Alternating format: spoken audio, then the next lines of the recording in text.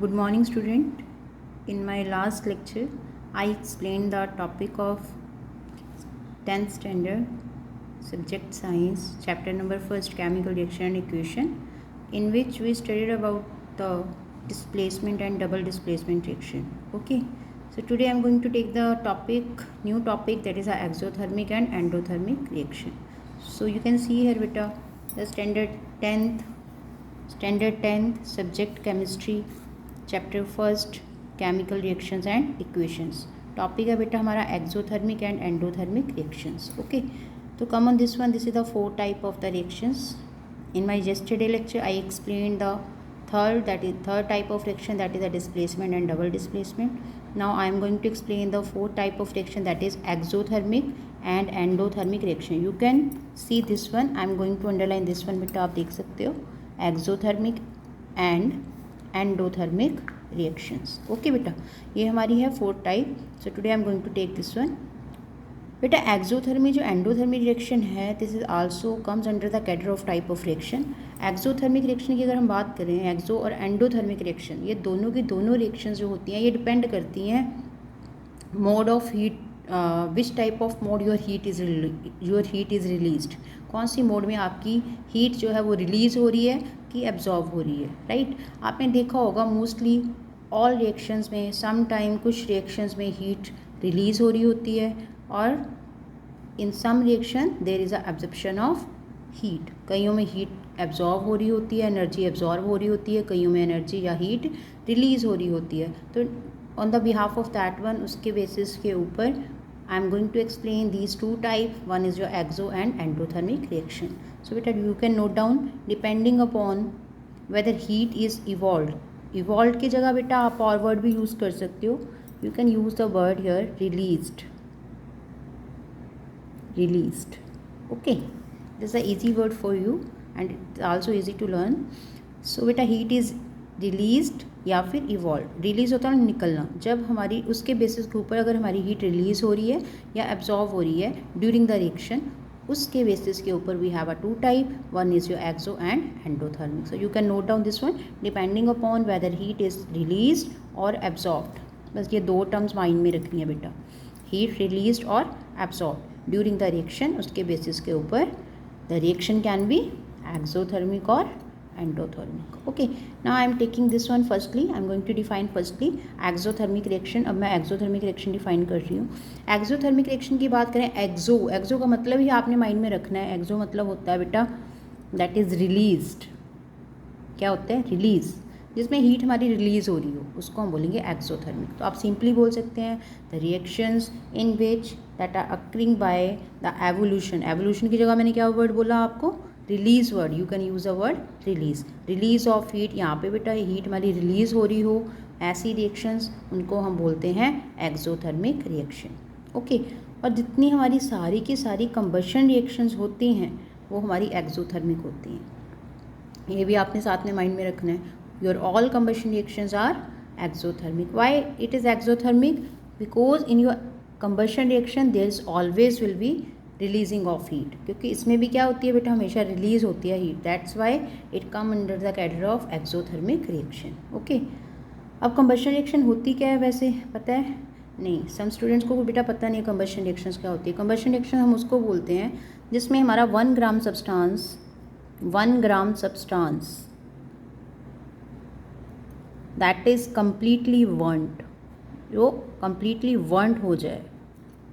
Completely warned किसकी presence में? इन the presence of air. Air की प्रेजेंस में उसको बोलते हैं हम क्या? Combustion reaction. ओके, सो बेटा कंबशन रिएक्शन वो होगी whenever your 1 gram substance is completely burned out in the presence of air. जब हमारा पूरा का पूरा 1 ग्राम सब्सटेंस कम्प्लीटली जल जाता है, किसकी प्रेजेंस में? एयर की प्रेजेंस में. मतलब जब भी हम एयर वर्ड लेना means that means we are going to react that thing with in O2. तब हमने उसको किससे रिएक्ट करवाना है? O2 के साथ. सो वो सारी कंबशन रिएक्शंस होती हैं. तो जब भी हम किसी भी सब्सटेंस को O2 के साथ रिएक्ट करें, there will always will be a release of heat.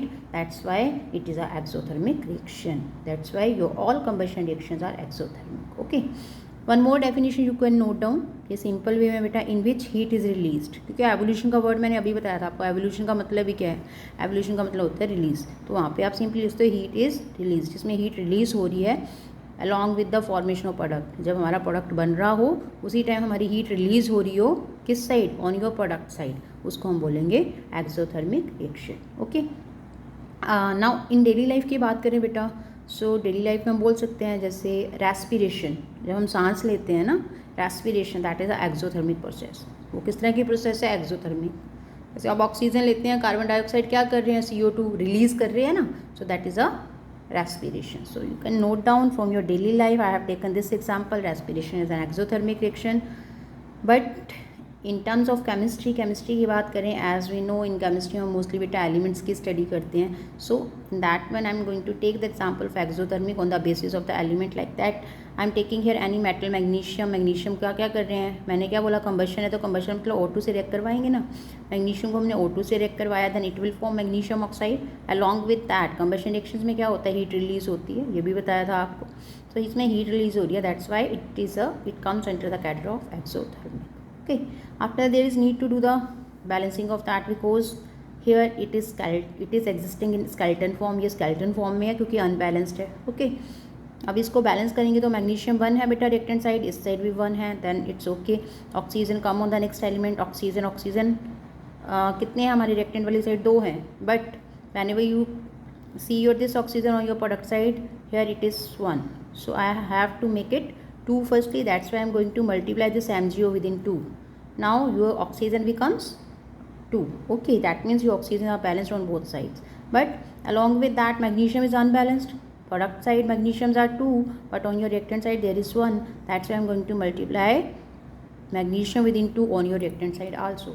Now you can count these 2 elements on both side, 2 magnesium, product side भी 2 है, oxygen 2 है, product side भी 2 है, so in that way you can balance in your this reaction also. Okay, this is all about your exothermic reaction. So in a short form, simply you can say those reactions which are going to be carried out by the release of heat, that is known as your exothermic reaction.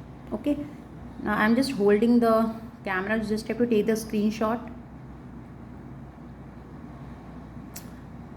I hope you have taken the screenshot of this one. Now come on the second type, come on this page now, endothermic reaction. Endothermic reaction पे आ जाओ बेटा, I am going to underline this one, endothermic, ये भी depend करती है heat की release के ऊपर या हीट के एवोल्यूशन के ऊपर, मीन्स हीट की एब्जॉर्व कर रही है या फिर हीट हमारी रिलीज़ हो रही है, दैट इज़ योर एंडोथर्मिक। सो हमने जहाँ पे रिलीज़ हीट हुई इसको एक्सो बोला, यहाँ एंडो वर्ड आ जाता है, एंडो का मतलब ही क्या करेंगे बेटा, आप एंडो में माइंड में रखेंगे, that is absorption of heat, absorb कर रहा हो, आ रहा है समझ में। So where there will be a absorption of heat, मतलब हीट यहाँ पे ले रहा हो, उसको हम बोलते हैं एंडोथर्मिक रिएक्शन। एंड जो हमारी ये एंडोथर्मिक रिएक्शन है बेटा, ये एक्चुअली जितनी भी हमारी डीकम्पोजिशन रिएक्शंस हैं उनको आप एंडोथर्मिक रिएक्शन बोल सकते हैं। Why, because in your all decomposition there will be a requirement of the energy, आपके पास वहाँ पे एनर्जी की रिक्वायरमेंट रहती है। Already I explained that one in my last lecture, in my previous lecture. You can, if you want to get the knowledge of the decomposition reaction, you can see my last video. Okay, so decomposition reaction में, as I told you, there is a requirement of energy, and your energy that is existing in your decomposition reaction in the form of 3 types: light, heat or electricity. I have mentioned that 3 things: light, electricity, or one more is heat. Got it?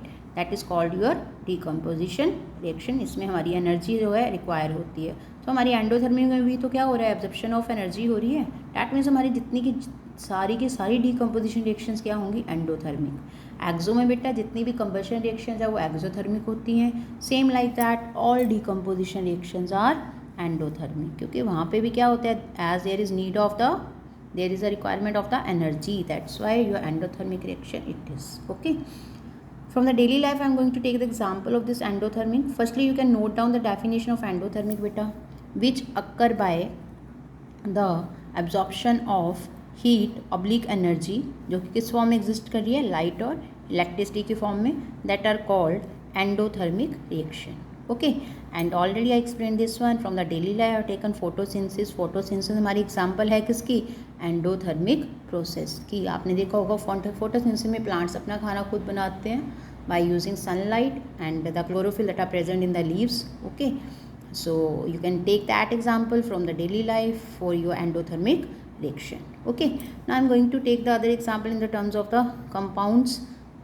Like that decomposition में calcium carbonate solid form exist कर रहा है. Delta already मैंने बताया था, delta signify your which thing, delta signify your heat. That means we are proceeding this reaction in the presence of heat, right? So whenever I'm going to do the heating of this calcium carbonate, it is going to be decomposed into calcium oxide and carbon dioxide. ये किस में decompose हो जाएगा बेटा, calcium oxide और carbon dioxide में. Calcium oxide का दूसरा नाम मैंने ऑलरेडी भी पहले भी बता रखा है आपको, दैट इज़ अ, इसको बोलते हैं बेटा quick lime. What is that, quick lime.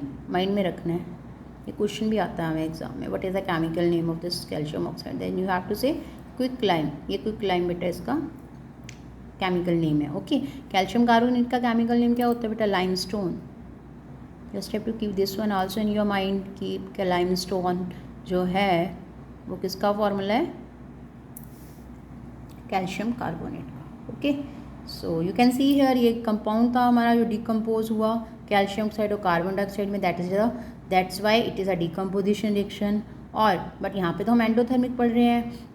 This decomposition reaction, as you can see, there is a requirement of heat for decomposing this calcium carbonate. That's why, due to the requirement of the heat, that is in the form of energy, it comes under the category of endothermic reaction. So this is all about your endothermic reaction. I hope you understood my this lecture.